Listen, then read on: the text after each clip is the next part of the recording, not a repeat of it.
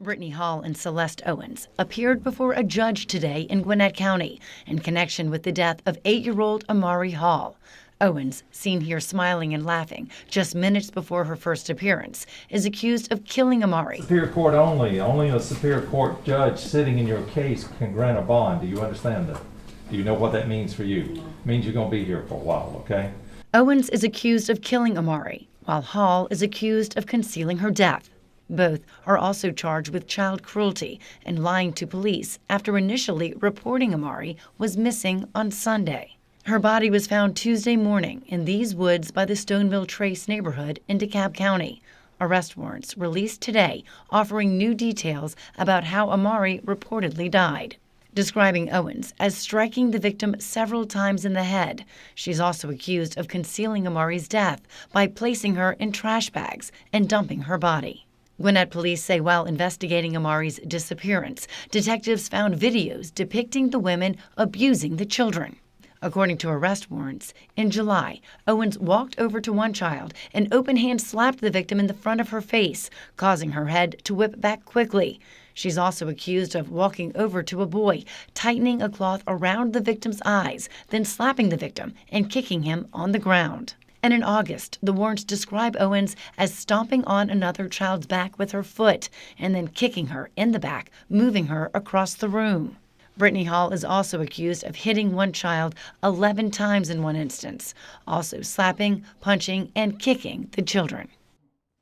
Friends gathered today at the makeshift memorial site near the alley where Timothy Day admitted to dumping the body of Brenda Hooper. She was always happy, smiling, had the most beautiful smile. She did. She did not deserve that.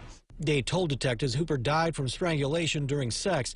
After denying he knew her whereabouts for months, Day finally admitted to keeping her body in their Clay Street apartment for 4 days before wrapping it in several layers of plastic and dumping her in an alleyway near 6th Street and Summit Avenue in Muskegon Heights. Well, right now, Thomas is waiting to be transferred from Broward County to the Palm Beach County Jail after being arrested yesterday in Coral Springs. The police department there tells me they found him inside a home that was currently being rented out by the rap group known as the Island Boys.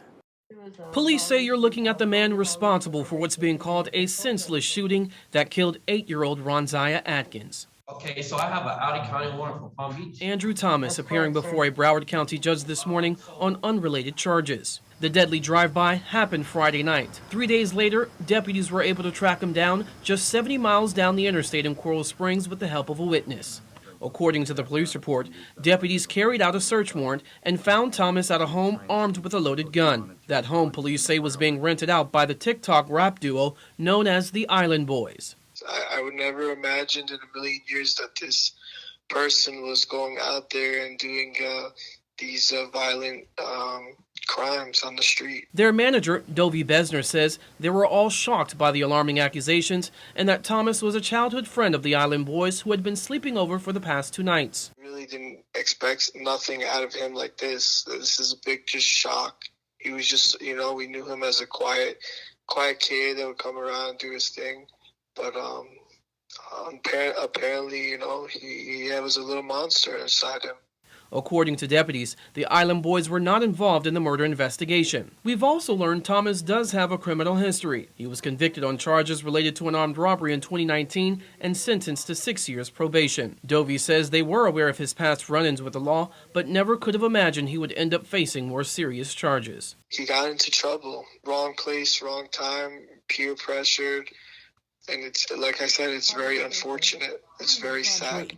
25-year-old Brandon Isabel charged in the murders of his 2-day-old baby girl, Kennedy Hoyle, and her mother, 27-year-old Danielle Hoyle. Why would somebody want to hurt a baby? She precious. According to this affidavit, Isabel admitted to Memphis police that on February 1st, the night of his birthday, he lured the child's mother to Whitehaven and shot her in the head. He then told officers he took Kennedy to Mud Island and tossed her into the water. Investigators say Isabel also admitted to throwing the murder weapon in the Mississippi River in Wolf River Delta. The Tennessee Bureau of Investigation background shows Isabel has no prior criminal history in the state. He's now facing multiple charges, including 2 counts of first-degree murder, especially aggravated kidnapping and tampering with evidence. The victim's family says they don't have answers, but believe this tragedy could be a result of a now fatal love triangle. Memphis police say they've interviewed other people, but no additional charges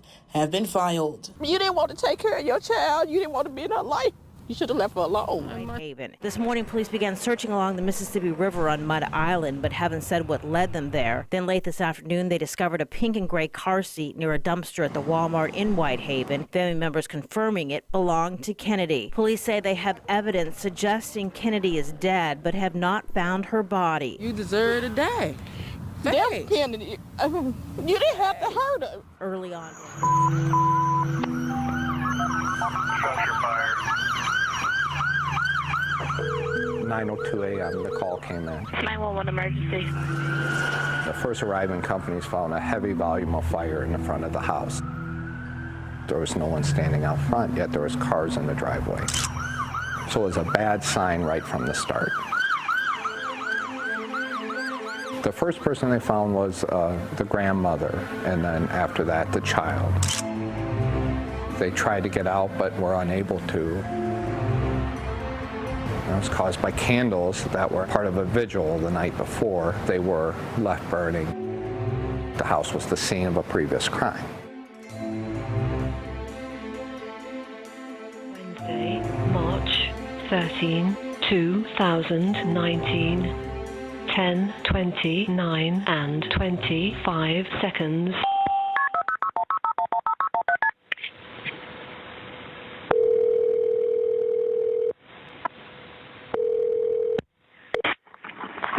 Emergency. I need help. Hello? I need help. Okay, where are you located? I'm sorry, ma'am, I can't hear you. Are you able to tell me where you're located? No. Are you at a... 553 Sheldon Avenue Southeast. Please hurry now. Okay, I got Sheldon. What's the number? 553. Hurry, please hurry up. 553 Sheldon. Okay, can you tell me what's going on there? You just hurry up, please. I'm gonna die. It's me. You're trying to kill me. You already killed my family. You need to hurry up, please. Okay, ma'am, I'll start the police that way. Can you tell me what your name is? Kiana. Suspicious condition. We have a female whispering on the line that somebody's trying to assault her. This call looked interesting. That's why you wanted to join the fun? Trying to kill her. One of the officers wondered if the 911 caller had mental health issues. Sounds like she could be 96 too, you know. 7 minutes and 41 seconds after the 911 call ended, 3 Grand Rapids police officers knocked on the door at 553 Sheldon Southeast. 4 times they knocked, tried the doorknob, but found it locked. 1878, can you try to call back? 1878, there was no answer. We're trying the side door. Nothing over there?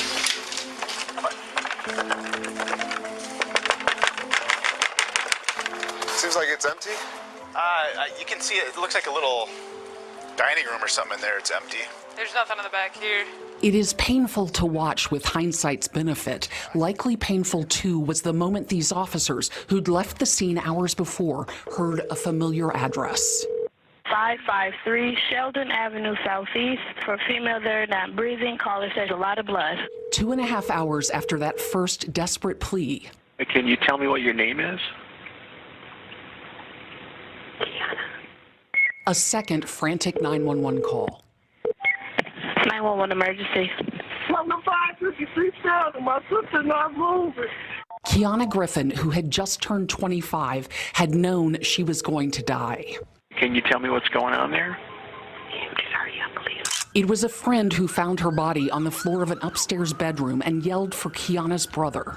I need you to tell me if she's breathing. Watch her chest. I don't know. She's not moving. She had been shot at least 4 times, once in the face. Oh, my Lord, please, my sister.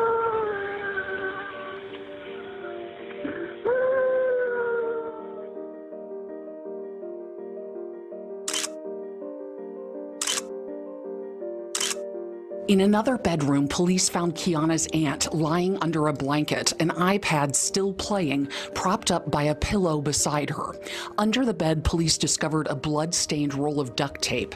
Sherlita Bay-Rabay had been shot in the back of the head. The two women lived at the home with its owner, Jacqueline Bay-Rabay, who would later die in the house fire, and Sherlita's live-in boyfriend, unaccounted for after the murders. But this man blindsided all of us. We spoke to the victim's family in 2020, gathered on that doomed front porch, candles in view. The family matriarch was still among them then, unaware of the second deadly tragedy that loomed. She didn't have any boyfriends really during high school, so this was her first, kind of someone who paid attention to her. And at first he seemed nice. Jacqueline said the day of the murders began like any other. I leave the house at 8 o'clock in the morning. Everything was fine. The family's focus for the 2020 interview, finding the killer and holding police accountable. But then you have someone calling you saying someone is trying to kill me and you won't knock down the door. You don't know. She could have been tied up in this house. Anything. It was, quiet and the doors were locked. Grand Rapids Police and Kent County's prosecutor defended GRPD's response to Kiana's 911 call, explaining officers saw nothing at the house that gave them legal cause to break in. And there's no blood, it's a shut-up house. The house is a very protected Fourth Amendment. They're very, you got to have some pretty good reasons to go in.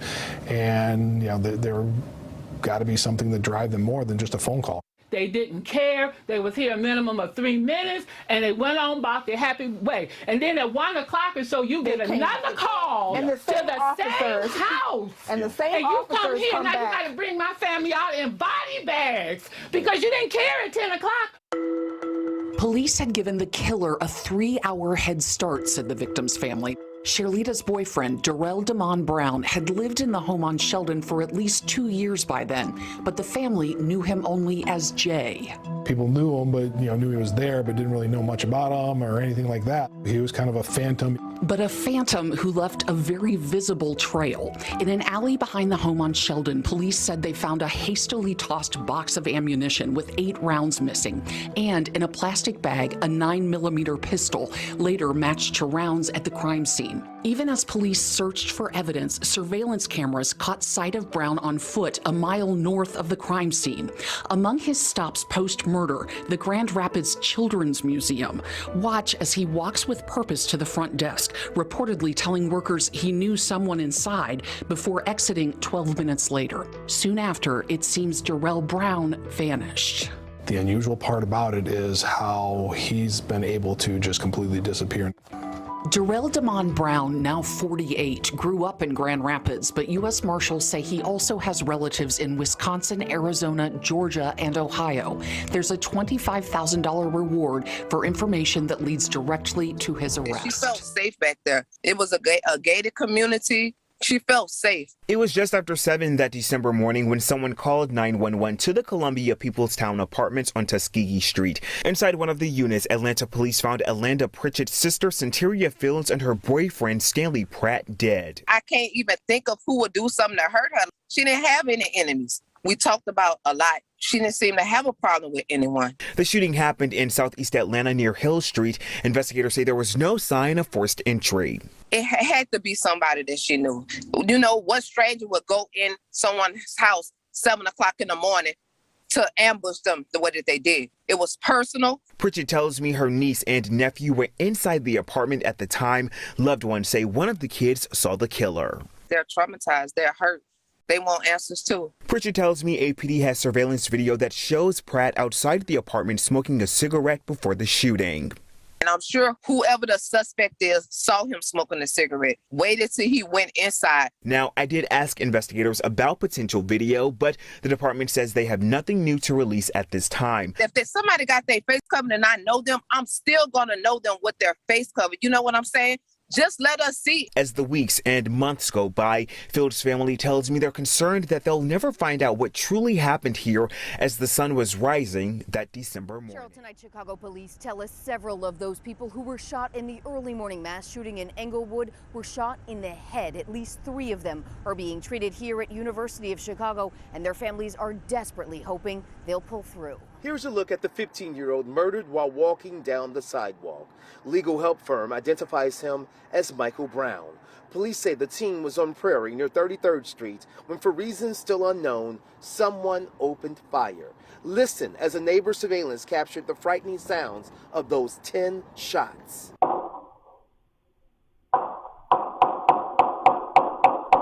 When the gunfire ended, Brown was found bleeding from his head. He was just blocks from the Chicago Military Academy in Bronzeville. Sources say the 15-year-old was a student there, but CPS did not confirm tonight. 45 minutes later, more shots echoed, this time in Woodlawn. Someone shot and killed a 16-year-old boy, also standing on a sidewalk. The shooter near 62nd and Greenwood fired, hitting this teen also in his head. Crews rushed the boy to the hospital, but he did not survive. 30-year-old Winston Glenn is charged with 4 counts, including murder, in the killing of Crystal Bayron Nieves, senselessly shot to death during a robbery at the East Harlem Burger King early Sunday morning.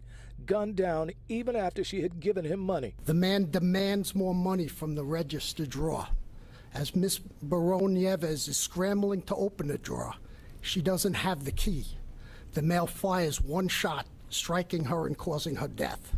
Police say on surveillance video he was wearing a black ski mask, black jacket with a pair of white earbuds hanging from his pocket. Those earbuds became a very important clue in tracking him down, first at the 116th Street subway station. We do extensive pre and post video surveillance is done at that location. We are able to identify pre-shooting a male with different clothing at this time, but with the same gait, height, and earbuds hanging out of his pants. He was nabbed by detectives at an address on Patchen Avenue in Brooklyn at 8 o'clock last night. Authorities say Glenn has a record of arrests for various charges, including menacing with a knife and assault. Bayron Nieves was working the late shift at the restaurant to save money, but was about to get off of the shift because she was scared for her safety. Her family came over from Puerto Rico 2 years ago. Police say Glenn worked at the same Burger King, but left in December of 2020, and there was no indication the two knew each other. Milwaukee man is charged with murder after prosecutors allege he staged a robbery that led to the death of a 16-year-old Burger King employee 2 weeks ago. Police say 41-year-old Anthony Edwards reached through the drive-through window with a gun on January 2nd. Prosecutors say Edwards told police that he, his daughter, and the victim, Naisha Harris Brazel, planned to stage a robbery at that restaurant after it closed for the night.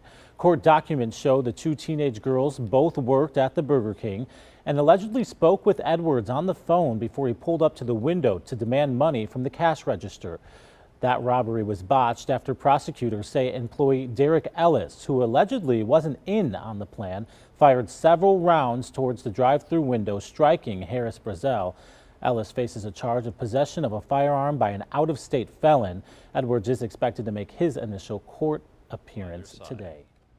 My daughter did not deserve this, and I want the killer to go to jail forever. A grieving mother and the siblings of Crystal Crockett came to Chicago Police Headquarters from Downers Grove today to speak exclusively to ABC7's Michelle Gallardo. Crystal was just 2 years away from getting her nursing degree at Malcolm X College and was thrilled to be a new mom to little Isla and Italy. Prosecutors say the father of the babies, 31-year-old Elijah Clippard, shot Crystal in cold blood in an alley at 45th and Wabash. And I have to tell these kids.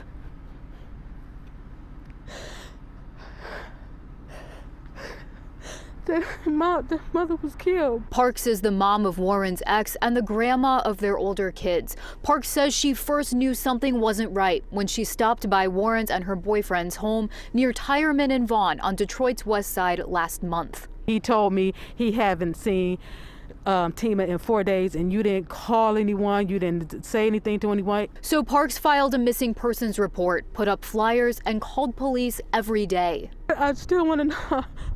Let her know When it all said and done, I did not give up looking for her, and I knew she was out there. Then on Monday and Tuesday, Park says investigators found Warren's dismembered body in bags scattered around the couple's home. Investigators say a child was home at the time. I don't want to just even picture her being cut up and dismangled by this guy. The pain she had to be going through. This is not a human that would do something like this to a person. Tonight, new developments in the death of a 23-year-old black woman who died after a dating app meetup, after protesters demanded answers, marching on what would have been Lauren Smithfield's 24th birthday Sunday, carrying balloons to mark the occasion. Smithfields was found unresponsive in her apartment December 12th. Her family now filing a notice of claim, a first step in preparing to sue the city of Bridgeport, Connecticut for its, quote, racially insensitive handling of Smithfield's sudden passing. I mean, whatever happened that night, we want to know. And we want to feel like that they care as much as we care. She was found by a man she allegedly met on the dating app Bumble, according to a police incident report provided by the family attorney. The man is 37 years old and white, according to public record, and he called the police, according to the incident report, when he says he woke up next to her and she was not breathing. The man who found Lauren is not currently considered a person of interest. What is the family's response to that?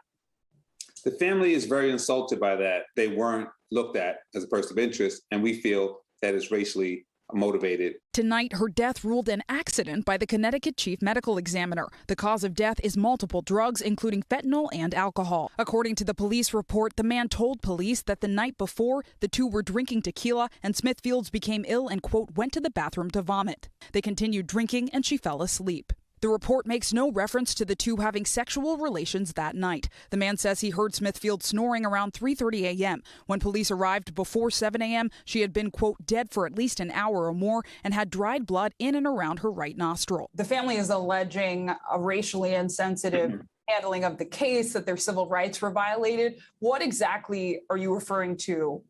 We know that we seen the response that the nation has given to Gabby Petito when she went missing. We don't have anything that comes even close to that in this particular case. Their attorney says the family found a note with a phone number on Smithfield's door around 7:30 p.m. the next day. The landlord notified them of her death. And they're told there's nothing to investigate. He seems like a nice guy. They never quarantined the area.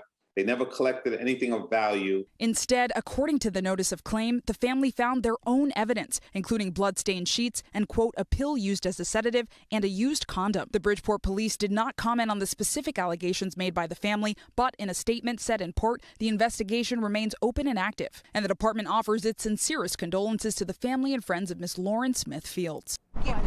Alicia Tillman says she knows why the LAPD allegedly closed the case on her sister Mikeona Johnson's death. Because they're lazy. But her mother told reporters what detectives specifically said. She didn't have any stab wounds, needle marks, or gunshot wounds. So it was just like she laid in the backseat and died. You might recall our coverage of the case. It started as a missing person investigation. A week later, Johnson's body was found in her silver Mercedes, parked 4 blocks from her Gramercy Park home. An online record for the LA County coroner confirms what police said. Cause of death undetermined after an autopsy with toxicology tests.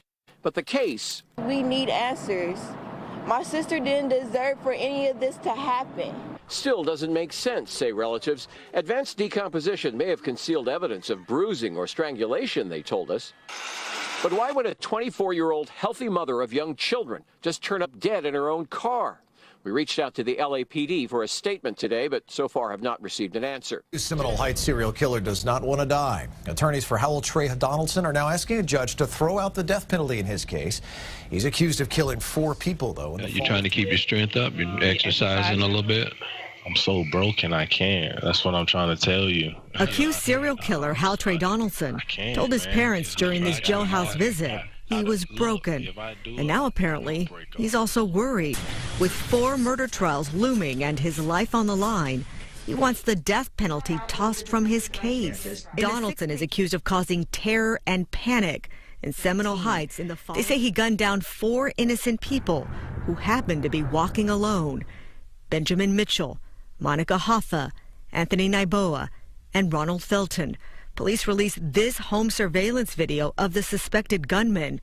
After Donaldson was arrested and indicted by a grand jury, prosecutors announced they would be seeking the death penalty.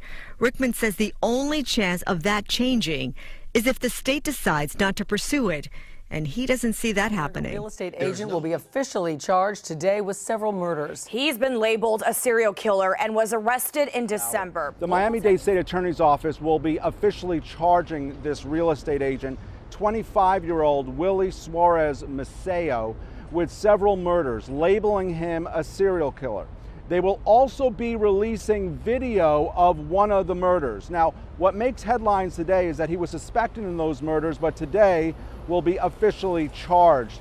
What perplexed investigators is that his online profile showed a professional real estate agent, and records show he has no criminal history here in Florida.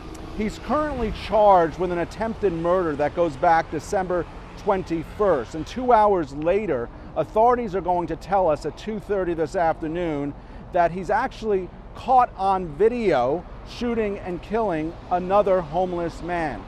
Now, this is what is very disturbing about the case. All of the victims in this case were homeless men who were sleeping on the ground. The first homicide, according to investigators, was a stabbing, and then in the span of 2 hours on a December evening, you have an attempted murder, say investigators, and then you have actually somebody who was tragically killed. We'll bring it back. There's the car. It drives by, and then watch what happens. It is chilling video showing a serial killer, say prosecutors, in action. These are some of our most vulnerable individuals in our community. The Miami-Dade State Attorney's Office charging real estate agent 25-year-old Willie Suarez Maceo with several murders of homeless men, labeling him a serial killer. Having an unknown killer striking out at random victims is like no other type of crime to solve. This is video the state attorney's office released of one of the murders. On October 16th at 9 p.m. in downtown Miami, a homeless man was stabbed to death, say prosecutors, identified as Manuel Perez. Surveillance video captured images of this car, a black Dodge Charger, and this man walking up and down the street. You can see him walking towards the scene of the crime, say prosecutors. 2 minutes later, you see him running away from the scene, and he's captured on a security camera. Despite the video, detectives could not identify this man. The homicide investigation went cold. But 1 month later, the suspect, say prosecutors, strikes again. December 21st, a homeless man was shot and bleeding from the head. This man survived. A 9mm casing was found and a set of footprints. 2 hours later, say prosecutors, Jerome Price, a homeless man, was sleeping, shot, and killed. He was shot 5 times, they say, and 5 9mm bullet casings were found. Cops were able to get the license plate, which came back, they say, to Suarez Maceo. Cops arrested Suarez Maceo, and they found the 9mm gun. Tonight, a killer caught on camera running away from a horrific crime in Fort Wayne, Indiana, after allegedly kidnapping a woman, a mother, inside her home in front of her kids, then shooting her, firing at least 30 times before eventually taking off. It's one of those crimes that are shocking. The city of Fort Wayne, Indiana, rocked by a crime that happened suddenly the night of January 29th. It's just a savage thing and extremely violent, and obviously the community is scared to death. A man dressed in all black forces his way into a home with a short-barreled rifle, threatening to kill 2 children inside before kidnapping their mother, 39-year-old Maria Del Scoro Maldonado Ambriz. Definitely traumatic for the community, for the kids, especially the kids and the family. The man forces Ambriz inside of her own SUV. 4 blocks from her home, she was found dead inside. Police say the suspect fired 30 rounds into the vehicle and was captured on a neighbor's surveillance camera running from the scene. Ambriz is described as a kind, quiet woman, a hard worker and single mother who loved her children. She owned a nearby bakery that's now closed until further notice. Police say during the ambush, Ambreese's children immediately called the bakery and told employees what had happened. The employees reportedly ran to a nearby restaurant in shock. We're working our best to try to bring a solution to solve. Jared, Phoenix Police Chief Jerry Williams and Mayor Kate Gallego gave us a live update in just the last hour, thanking their officers for putting their lives on the line in this, the most dangerous, critical incident that Phoenix Police has ever seen. Of course, they were moving in to try and save a woman who was shot overnight. They haven't released her name yet. Detectives say she is the suspect's ex and the baby's mother. Now, here's what we know about the suspect. His name is 36-year-old Morris Jones, and police found him dead in the home after that hours-long standoff. We just got a new photograph of Morris Jones III from a previous arrest several years ago out of Oklahoma. So here's what's almost unbelievable. Police say he also shot at the couple's baby girl when police moved in to try and get her out of there. Another family member came out, you can see him here, put the baby carrier down on the front doorstep, and we don't know if her father told him to do that or what, but that's when officers rushed in to grab the baby, get her out of harm's way, and again, police say her own father opened fire, shooting 4 more officers, hitting 4 others with shrapnel. I don't know how that baby wasn't hurt. Look at that narrow door frame there. It was just a pretty insane episode there. Kind of scary just waking up to a bunch of gunshots, you know. Christopher Lopez lives across from where 9 officers were injured in a standoff situation. Phoenix police say his neighbor ambushed an officer who was responding to a 911 call that a woman was shot inside the house. He said he's only talked to this neighbor once before. Maybe 2 days ago, he was actually sitting in his front door right there playing with his daughter, letting his daughter play in the front yard, and kind of just waved to him, waved back, and that was it. That was literally like 2 days ago. So. Lopez captured this video from his second floor. You can see the officers going to the door to save the baby that was placed on the porch. Then, as the cops went in, we heard like 9 more rounds just go off, and then police just scatter everywhere. Another man who was sleeping in his vehicle said he saw the injured officer get put into an ambulance. You could hear the ricochets of the bullets go where I was currently standing at, and the first media responders that were there at the moment. You could hear that noise of a projectile going over, and out of every 6 rounds, I'd say 1 of them was doing that. Phoenix police will continue their investigation for hours to come as the 9 injured officers recover from their injuries. I hope they're going to be okay, because they put their life on the line all the time for the neighborhoods, and to see that happen, it's sad, because they too have families. Right now, actively looking for the suspects in this stunning, deadly shooting. Meanwhile, dozens of people are still gathered on Park Avenue where this happened. We have video to show you. They have created a memorial where friends and family and Inglewood neighbors are coming to grieve. Now, as you said, 4 people dead, and another friend remains in the hospital with serious injuries. We're told this was a birthday party for 20-year-old Brianna Stimes. She was there with her sister, 25-year-old Marnisha Hamilton. Both were killed, along with 2 other men who have not been identified. Neighbors told us they heard the shots just before 2 a.m. Police say more than 40 rounds of ammunition were shot into the birthday party. Inglewood's mayor held a press conference earlier today calling this an ambush and said multiple weapons were used, including a handgun and an assault rifle. Investigators told him the victims were likely targeted. This is the largest number of shooting victims that have been injured in this city since the 1990s. This is a tragic loss for the families, and that's what we're focused on. It doesn't matter, you know, the era and time it occurs. It matters that justice is served. You know, I think about this when I hear crime like this anywhere, in New York, in Los Angeles, in Santa Monica, in Culver City.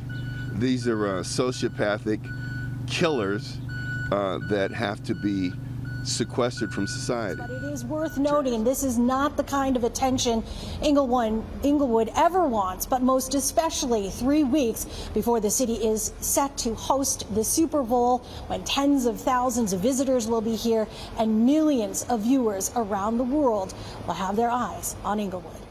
It sounds like you're more upset with police than the people who killed her. Because of how the situation was handled altogether. 5 days after a Memphis teenager was shot to death, her mother says she still hasn't seen her daughter's body. Hello, I'm Greg Hurst. Stephanie is off tonight.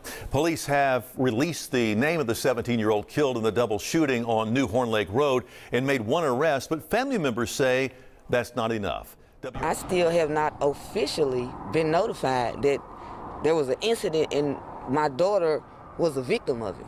Days after her daughter was shot dead inside her mother's house, Tiffany Jackson says she still hasn't been asked to identify or even see her daughter's body. It's not right what it is. She says right now she's just trying to hold it together for her older daughter Maria, who was also in the house at the time of the shooting. They just asked me for her name and stuff like that, but they pulled me out of the house and won't let me go back in there with her. Police were called to this home on New Horn Lake Road after Jackson's 17-year-old daughter and a 16-year-old boy were shot inside.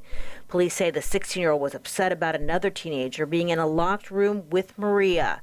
Investigators say the boy was handed a gun by a 20-year-old man who was also in the house, but before he pulled the trigger, shots were fired through the door, hitting both teens.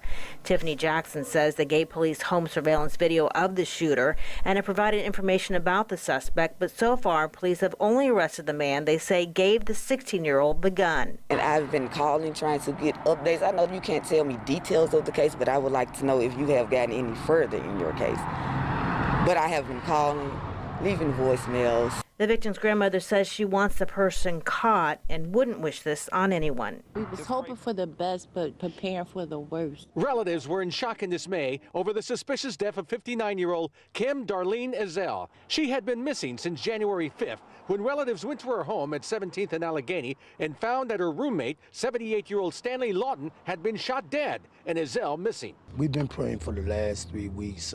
We know God is able. But late yesterday, police say Ezell's body was found in a vehicle in a fenced-in area in a rear lot at the Delaware Technical Community College Stanton campus in Newark. While the cause of death has not been determined, sources tell Action News a bullet was found near her body. It's kind of like closure, but not closure. It's kind of a relief, but not a relief. Earlier, Philadelphia police had charged 30-year-old William Hurd of the 3000 block of North 20th with the murder of Ezell's roommate. Relatives say Hurd is the son of the elderly couple that Ezell had been renting an apartment from on West Allegheny, that in the days before her disappearance, he had been hassling her for rent money, but she was asking for a lease agreement on paper first. She was asking for a lease, and he wasn't bringing the lease, and he just kept saying, you know, you're going to give me money or I'm going to make you, and, you know, little threats like that, but she didn't take it serious. According to police, 18-year-old Tyrese Harris is responsible for a brutal crime spree that shocked the New Orleans community. The NOPD's Violent Offender Warrant Squad and U.S. Marshals arrested Harris at an apartment in Gentilly on Sunday. Harris was no stranger to police or Mayor LaToya Cantrell. I personally worked with the family here to try to stir this individual into a different pathway. We actually had him signed up to be affiliated with the Junior National Guard. Despite the city's attempts to put Harris on a different trajectory, he became the prime suspect in the February 1st carjacking of realtor Kellyanne Ryan. She was pumping gas at Costco on South Carrollton Avenue when police say Harris jumped into her car and drove off. Ryan hung onto the vehicle and was dragged 40 feet. She suffered a fractured skull and several cuts in the attack. This individual is someone that has offended previously in the city of New Orleans as a juvenile and now as an adult. While police interviewed Harris about the Costco carjacking, detectives also asked him about the January 10th killing of 12-year-old Derek Cash. The Success Prep at Thurgood Marshall's sixth grader was found in the 14,000 block of Michoud Boulevard, shot in the head and body next to a stolen Jeep Cherokee. According to court documents, during the course of the investigation, police found a cell phone belonging to Harris. Evidence on the phone implicated Harris in Cash's murder. Documents indicate Harris confessed to the killing. Court documents indicate Harris may have also been involved in a January 18th attempted carjacking at a gas station near the former Lee Circle. Harris allegedly shot at the car owner before running from the scene.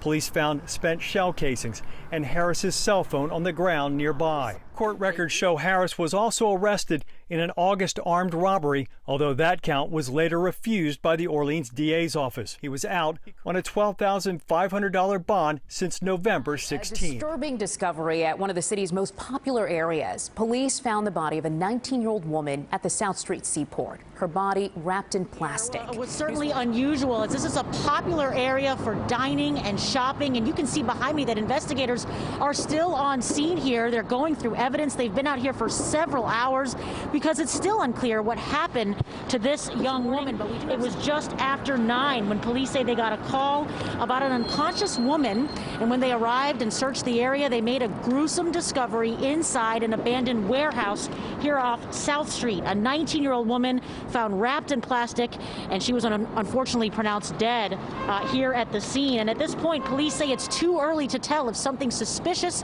caused her death or if there were any signs of foul play.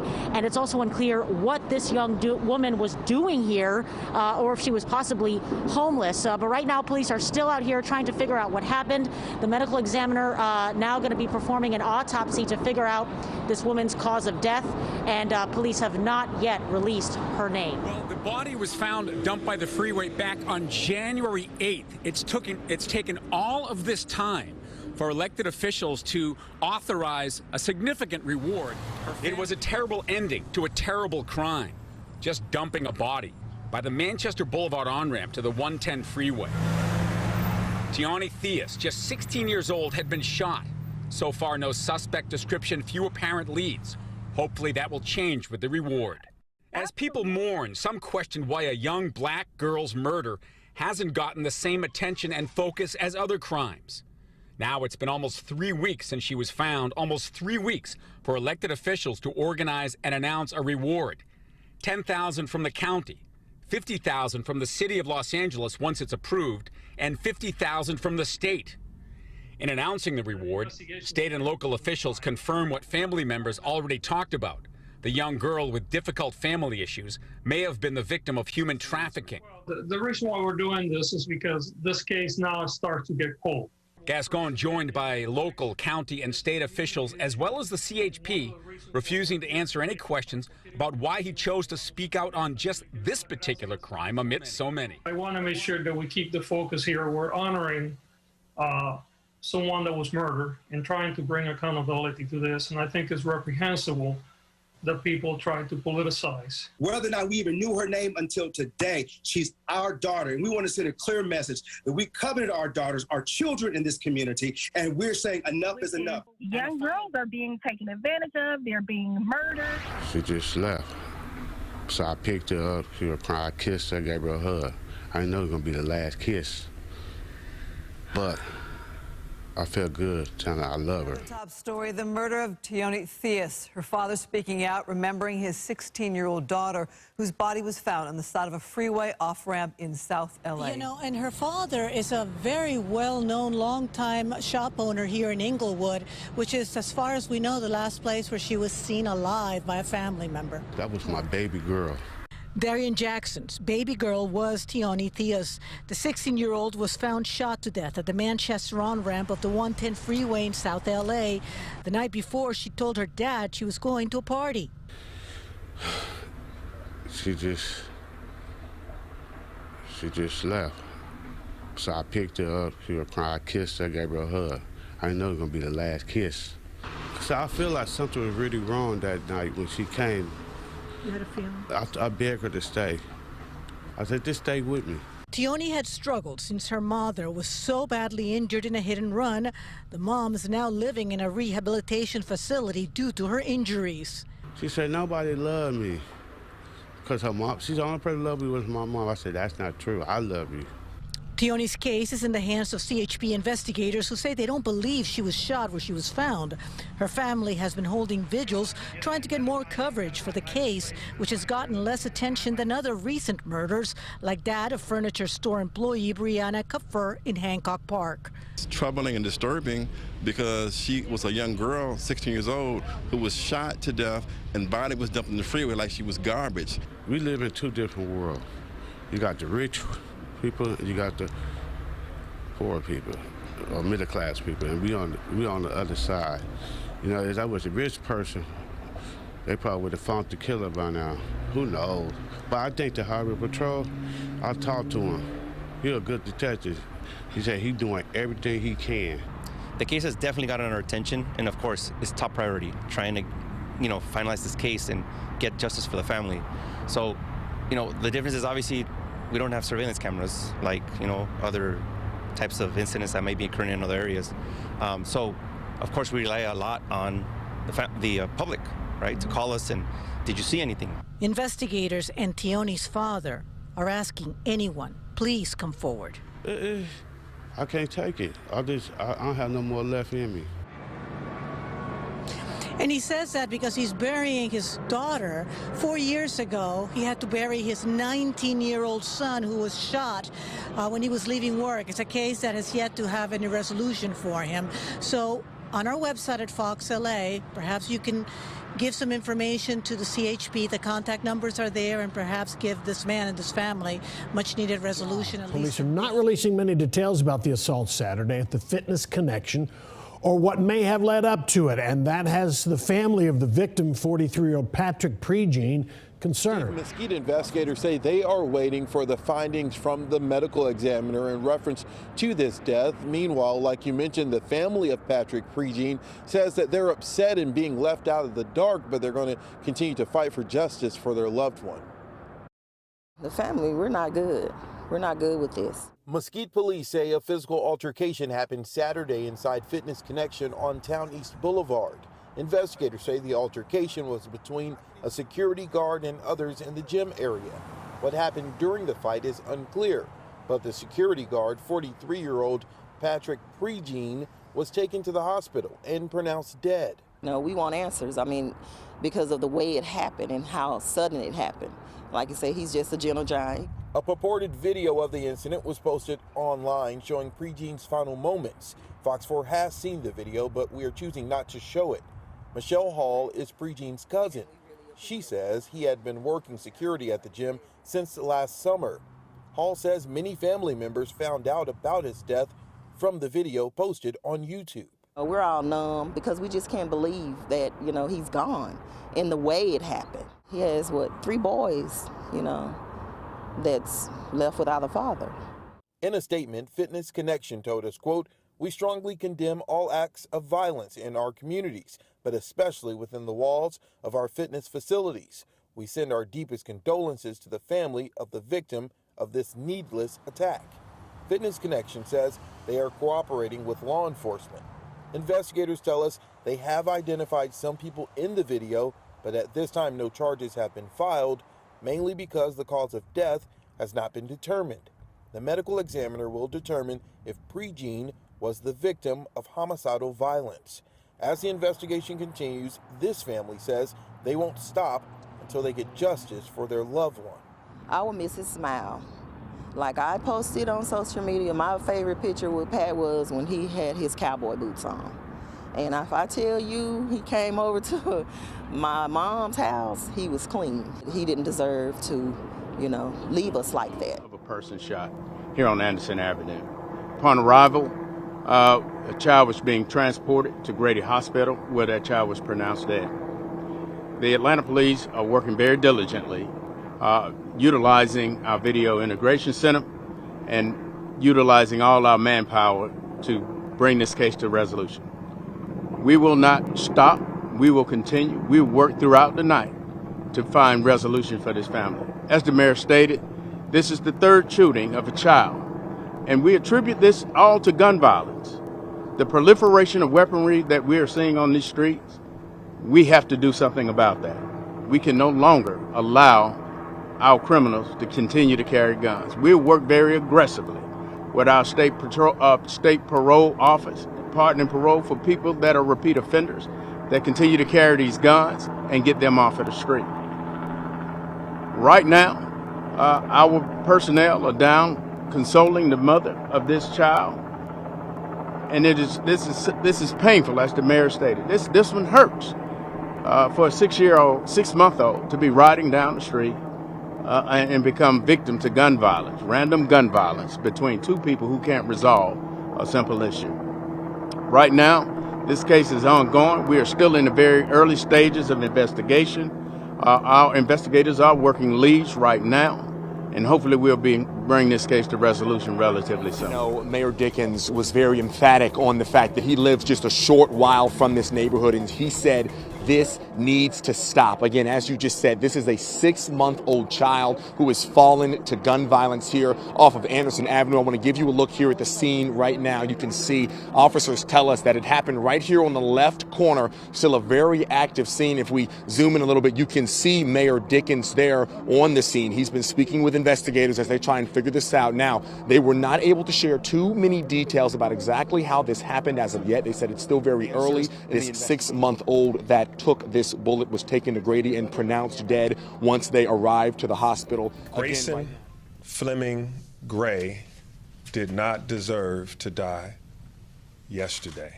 Outrage from city leaders today as they announce an arrest following the shooting death of a 6-month-old baby. Grayson Fleming Gray was riding in a car near Anderson Park on Monday afternoon when he was hit by a stray bullet. Now, less than 24 hours later, a 22-year-old suspect is in custody. Carrie Gray posted a picture of her 6-month-old son Grayson, telling her friends and family he was shot and killed Monday afternoon. Caught in the crossfire while riding in a car down Anderson Avenue. A clerk working at a nearby food mart saw the whole thing, but asked not to be identified. There's a black car in front of the silver Jeep that the guy was actually firing out the car. And they said that the guy in the black car was firing back, but I didn't see that. I just saw this guy leaning out the window just firing away. He says at first no one realized how bad it was. I think at that time they didn't even realize the baby had been hit, because she got out the car and she walked around the car. And when she opened the back door and looked in, that's when she realized the baby had been shot. They worked 24 hours nonstop. Atlanta Mayor Andre Dickens said Tuesday police worked around the clock to make an arrest in the case. A 22-year-old man now in custody accused of firing the shot. Fred Turner lives in the neighborhood and was horrified when he found out a 6-month-old was killed. When I heard about it, I was real stunned that a small baby got shot and killed. He grew up in the neighborhood and says people who live there are sick of the violence. You know what? A bullet don't have a name on it. So, what goes up must come down. And I'm quite sure that, they didn't mean to do it, but you got to be held accountable for what you do. He says that starts with charging the man just arrested for Grayson's death to the fullest extent of the law. It's time for some kind of control to be taken in this country with this gun violence. And the first object is to pick up a gun. That's the first option. Pick up a gun, go shoot. And it's really scary. For Grayson Fleming, any change will come too late. Taking a closer look at how surveillance cameras led to a quick arrest here and how you can help police the next time they're investigating a crime. It really is a game changer. Atlanta Police Chief Rodney Bryant says that game changer is private surveillance cameras. We have the opportunity to save time that allows us to do other things. And do the things that we are doing much quicker. And ultimately, that's what the community wants. Surveillance video footage helped officers arrest this man, DeQuasi Little, less than 24 hours after 6-month-old Grayson Fleming was shot and killed. And then the community gets to be a part of this by giving us information that many of them want us to have. And I want to be clear, this isn't us peering into their system. This is them giving us the ability to do so at their will. People can register their private surveillance cameras with the city, and police will then contact them to get the footage if a crime happens in the area. It's a system they've had in place for years, with residents now helping them expand the areas covered by cameras. We have all of the GDOT cameras incorporated into the system, along with all of the cameras that the city of Atlanta has been running through the Operation Shield network for quite some time. That's a little over 1,000 cameras. Houston police are searching for the SUV seen in this video, who they believe is tied to a shooting that left 3 people dead. I was walking by in the morning and they rang my doorbell and said, hey, call 911, somebody's dead in the driveway. One of those victims found in Clint Holland's front yard. We have kids, our neighbors have kids, so it's not something, you really wanted to happen in your neighborhood. The other 2 less than a mile away inside this apartment complex on Oak Street, where police say a shooting broke out around 6 Saturday morning. High-powered rifle rounds leading from the balcony down the street here. HPD says 4 people were inside the apartment at the time. 2 were shot and killed. one who is being questioned and another woman they're still searching for. It appears to be narcotics related. Authorities believe the driver of this SUV fled the scene, dumping the body found at the second location on Chambord Lane. Holland hoping for an arrest. 6 people found dead inside of a home in Milwaukee. Right now, police trying to figure out what happened inside that house. 20 homicides in Milwaukee so far this year. 49-year-old Michelle Harris added to that list. Milwaukee police found her and 5 men dead inside a home near 21st and Wright Streets on Milwaukee's north side. Her husband, Mike Williams, also dead. A few people over, which was her son and her niece, to check on her. And when they got there, they said they immediately just, the smell overcame them. And the neighbors said that they had been smelling it for a couple days. So they called the police. Harris's cousin says it was a horrid crime and her cousin was not a target. Our family is not doing very well. We don't understand. And the lack of violence, it takes a special kind of evil to just go in and just snuff away 6 lives. Harris leaves behind 4 children, 3 sons and a daughter. She was well known on her block. She was the neighborhood candy lady. Everybody knew her. She was not involved in street activity or any of that. She did deserve the streets. She was not in any gang affiliation or anything that would cause her this harm. The medical examiner's office identified the 4 other victims as 23-year-old Caleb Jordan, 42-year-old Charles Hardy, 31-year-old Giovanni Liddell, and 43-year-old Donald Smith. The report shows Smith lived with the Williamses at this home near 21st and Wright. Home was first, his wife and kids. That's all that mattered to him, his kids and grandkids.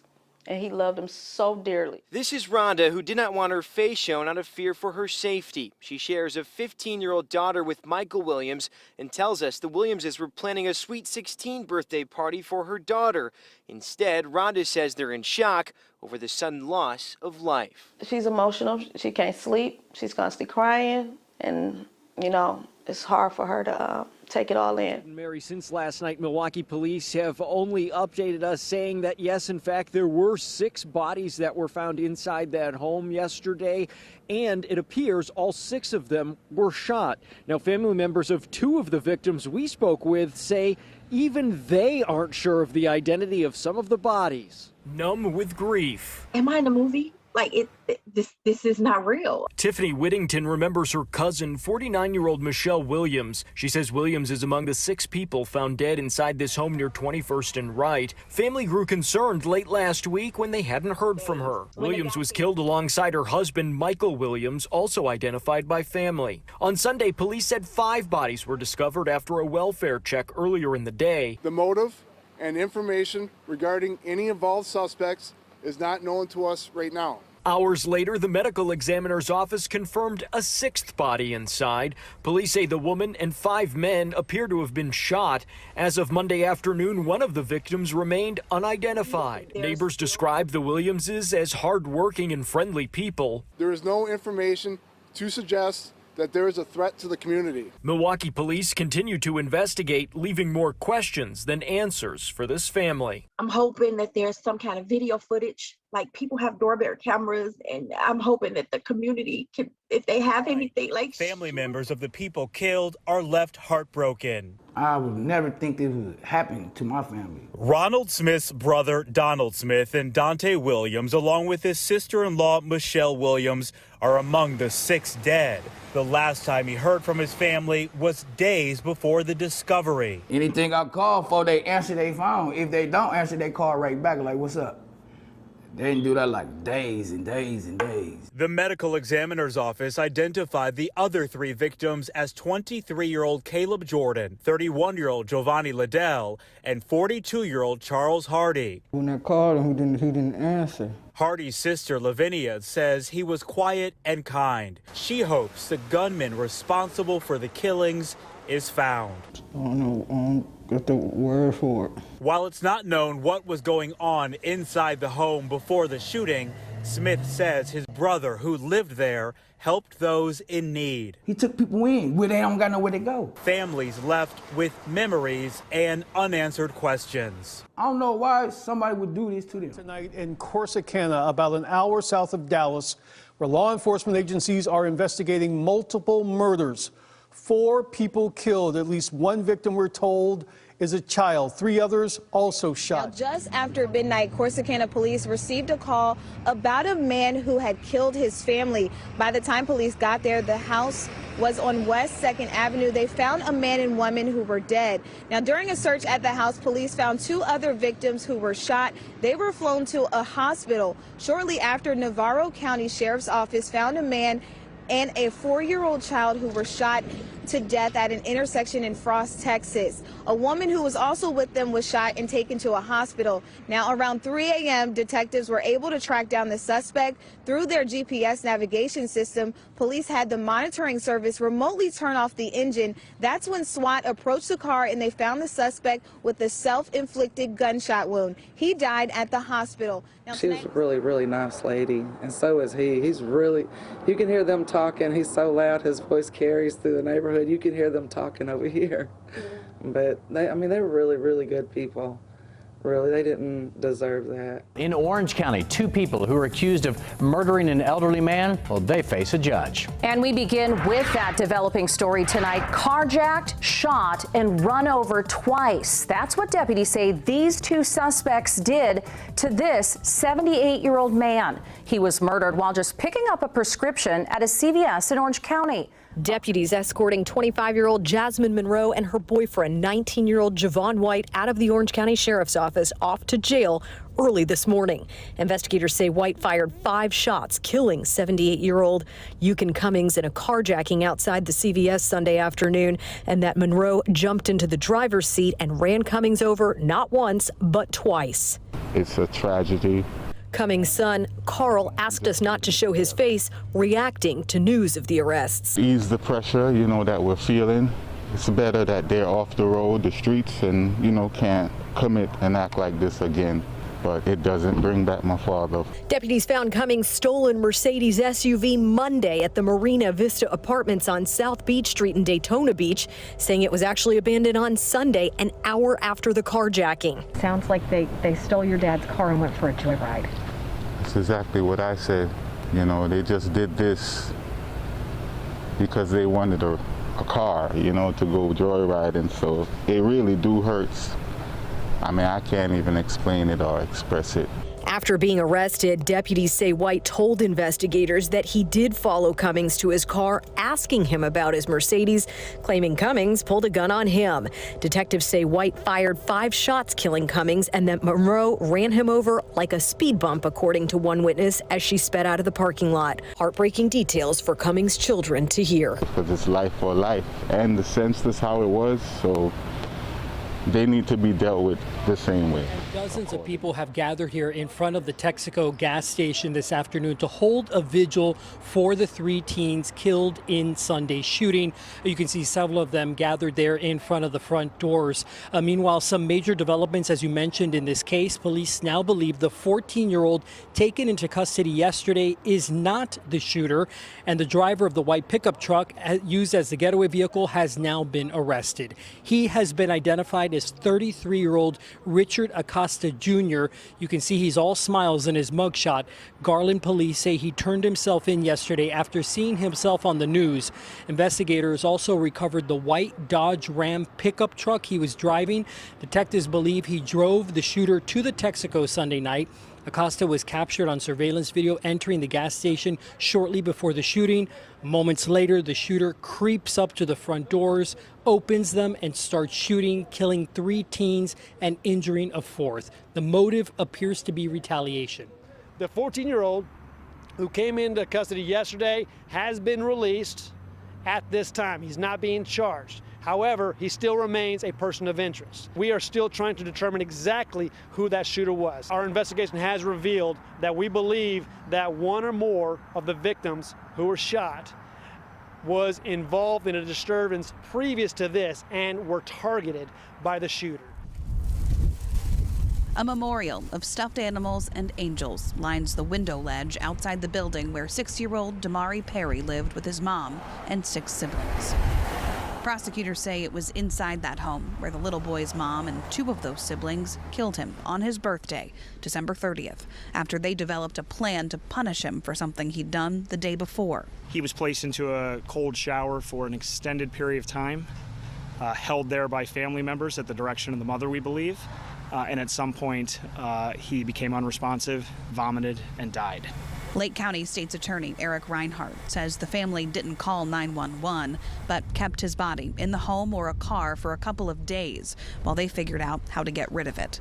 Damari's body was discovered Friday near an abandoned house in Gary, Indiana. We was just praying and hoping for the best that he'd be returned, safely to us. It's so shocking. Today, a Lake County judge ordered Damari's 20-year-old brother, Jeremiah Perry, held on a $3 million bond. He's charged with aggravated battery, concealing a homicidal death, and obstructing justice. A juvenile sibling, whose name and charges aren't being released, also appeared in court. Damari's mom, Janie Perry, is charged with first-degree murder, among other charges. Prosecutors expect her to face a judge for the first time Monday. I've been working in criminal law for almost 20 years now, and this is one of the worst cases I've seen. Complicated by a web of lies, Reinhardt says. When someone finally reported Damari missing days after his death, they invented a story about him disappearing from a party in Skokie. They've been obstructing justice for many days. They've been throwing investigators off for many days, and that needs to be dealt with also. The rest of Damari's siblings are now in the care of DCFS, and Damari's father is trying to raise money for his funeral as the investigation continues. I'm nervous about a phone call. I'm nervous about a knock at the door. Of course, I'm hoping, I'm praying, I'm pleading, that is good news. Sierra Milton has been living a nightmare since January 4th when her 17-year-old daughter Zion Foster went missing. A doorbell camera capturing Zion's cousin, picking her up that night from her home in East Point at 10:30 in his white Acura. Wednesday, Detroit police naming that cousin as a person of interest in Zion's disappearance, and he turned himself in to Detroit police last night. Milton says since January 4th, she's asked him time and again where her daughter is. Why isn't he saying where she is? That's the scary part. Also, a private investigator out of Chicago specializing in human trafficking contacted the Local 4 defenders with photos of the cousin's Acura on January 10th in Detroit and Hazel Park. Then the car was spotted January 13th in Waterford, but no photos of Zion in the car or who was driving. Detroit police say they've recovered that car and are very concerned about Zion. We're asking the community to help us find her. If anybody has any information as to her whereabouts. It's a waiting game, a scary waiting game. Where is my baby, Detroit's involved, the FBI is involved, so it's basically an all-hands-on-deck investigation. The search for Zion Foster continues after police say Jalen Brazier is now in custody on a felony warrant related to her case. It means he's not out there on the street. It means he's not running. It means that something is going to happen and we'll get information that we need to move on. But for Zion's mother, Sierra Milton, it's difficult news to hear when she says Jalen and her daughter weren't just cousins, but they were close. Zion would do his girlfriend's hair. When you have babies, you typically tell them, don't talk to strangers. But now, what do you say when it's family? You kind of look at everybody sideways, If you're with somebody, send me the location. If you're with somebody, take a picture of them so that they can't lie and say that they weren't with you. Sierra says waiting to hear what police find out from Jalen and what happens next is tough. It has been hell, difficult to do anything. It's been difficult on my children. Trying to simply eat, trying to just drink water, My kids are worried, they're concerned. Sierra Milton is torn, although police are now questioning a person of interest in the disappearance of her daughter, 17-year-old Zion Foster.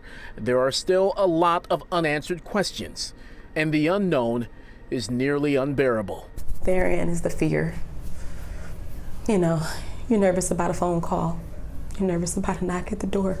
Sierra last saw her daughter January 4th.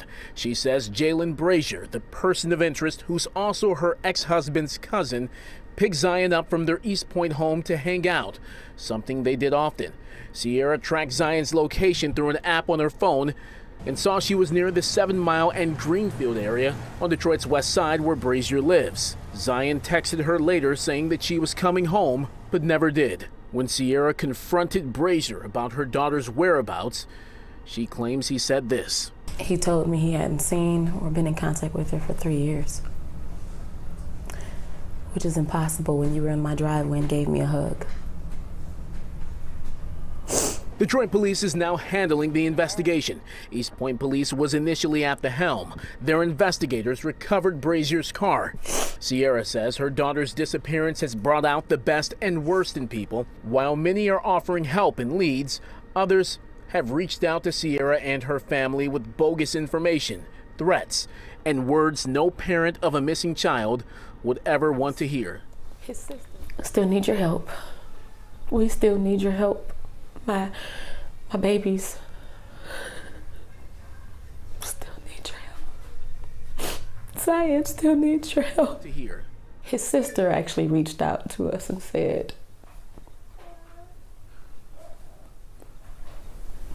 my baby was dead. And then the whole family was talking about it like it was a joke. Some of that mystery cleared up in a tragic way inside that courtroom today. News came out from the judge that Zion's mother tells me she truly prayed that she would never hear. And that news is that Detroit police here have now asked for a homicide warrant in this case. This is 23-year-old Jalen Brazier in court in East Point today, hit with a felony charge of lying to police during a violent crime investigation. That investigation, the disappearance of 17-year-old Zion Foster. Brazier is a cousin by marriage to Zion. The East Point teen has been missing now since January 4th. Her family devastated day after day, searching for her, praying that she returns. But with Zion's mother in court today, the judge revealed this startling piece of information about this heartbreaking case while going over Brazier's criminal history.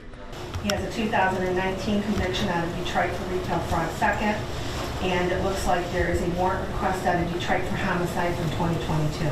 Police sources tell us working with video evidence strongly suspecting foul play in this case. Zion's mother says Brazier picked Zion up after her shift at Detroit Wing Company January 4th. This is video of Brazier's car arriving at Zion's East Point home that night. Attorney Matthew Licata representing Brazier for his arraignment today. I asked him what Brazier might have revealed to him. He's indicated that he vehemently denies the charges, and he's looking forward to his day in court. The judge did mention this 2022 homicide warrant.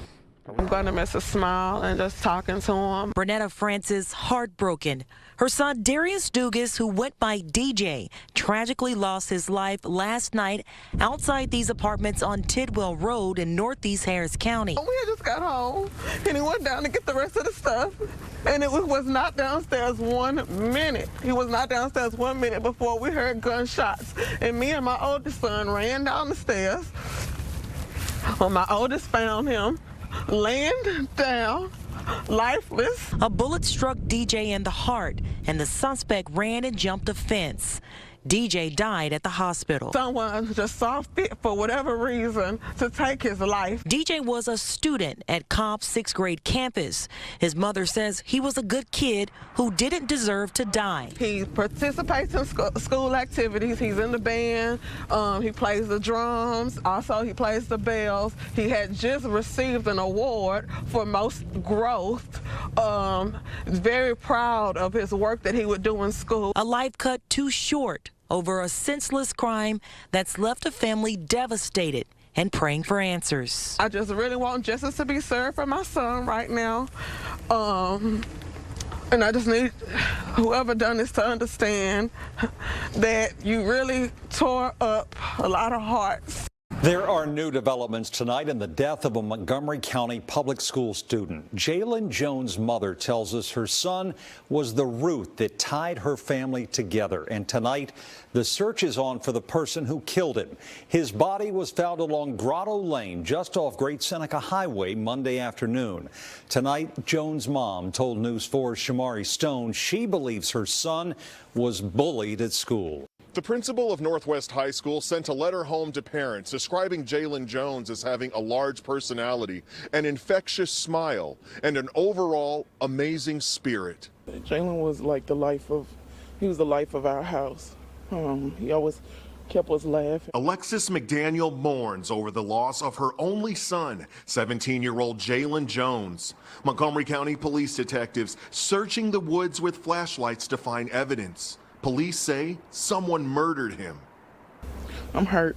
We hurt. The family, and my family's hurt. The Northwest High School student's body was found in this wooded area near this creek out here in Germantown Monday at 3 p.m.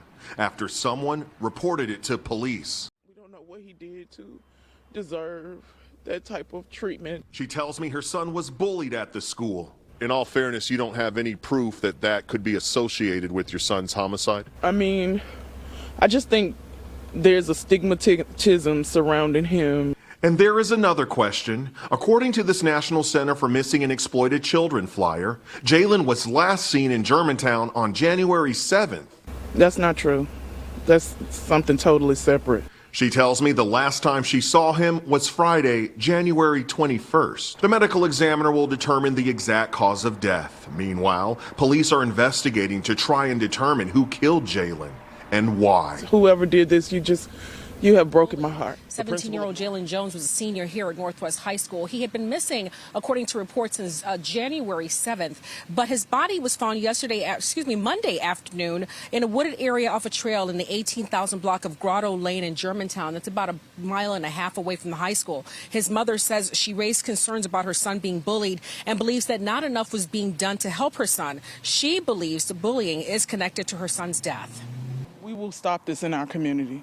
That's what I want to say. I want to say we have to live in this community together, and we need to learn how to get along in this community together. We need to learn how to grow and thrive in this community together. That's what I taught my child. I'm sad. My heart is broken.